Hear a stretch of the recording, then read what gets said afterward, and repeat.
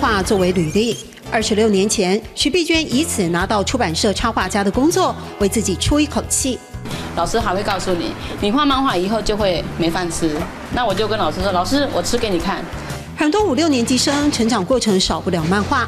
许碧娟国小时被芭蕾美少女吸引，立志当漫画家。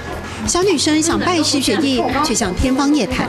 我们以前完全没有这种环境，甚至我们讲到漫画这2个字，家长就骂得要命。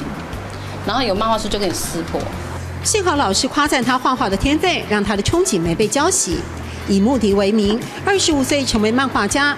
许碧娟感叹，比起日本国高中生就能推出作品，起步太晚。本土漫画家要在市场存活，得无畏大环境跌跌撞撞。景气不好的时候，你更要画。等景气来的时候，天下就是你的。当动漫市场出现数以兆计的商机，家长们对漫画不再那么排拒。许碧娟投入教学，出版工具书。朋友形容她有兔子的天分，加上乌龟的努力，希望让大家看见台湾漫画界还有不少坚持的人。画画对他们来说真的是很好的训练，对不对？对。天天3年给跳喏。口语法想念啊，口语法想念，把所学传承。许碧娟感受到教学相长的刺激，为了孩子而停摆的创作重新出发，结束10年空窗期。例如说，他们很注重那个头发的发尾的表现。